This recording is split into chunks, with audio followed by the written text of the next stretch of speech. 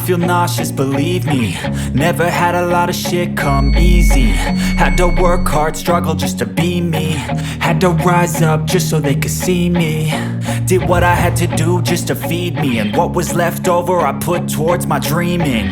But the only thing in life that has meaning are the things you gotta work for, believe me.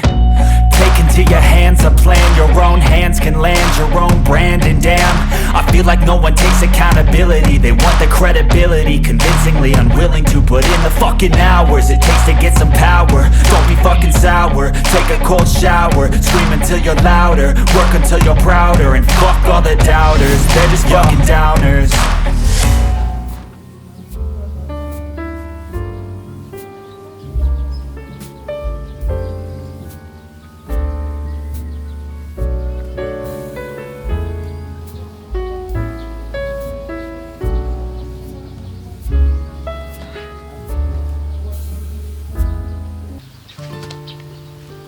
Alam nyo ba guys?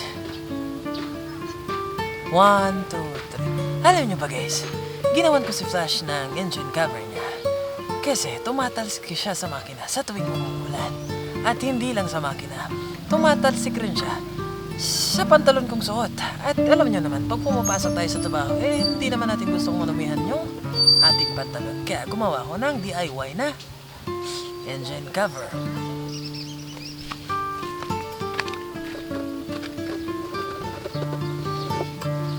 At yun na nga, hindi naman talaga nawala totally yung talsik niya.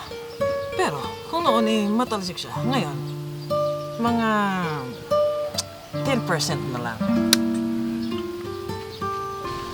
So ang ginamit ko palang materyales doon sa paggawa ng aking DIY na engine cover is yung lumang TV namin. At ang procedure is nilagay ko sa description para guided kayo if ever gusto nyo rin gumawa ng inyong DIY na engine cover.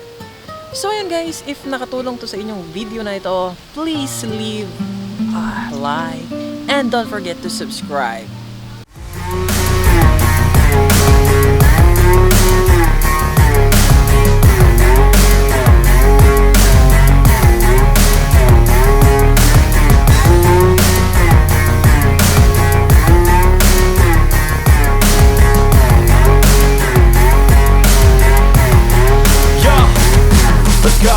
I'm just telling you to fight for your dreams, but it's not what it seems. Man, it's hard to be seen when everybody wants to be king. Yeah, they all wanna ring, yeah, we all wanna be free.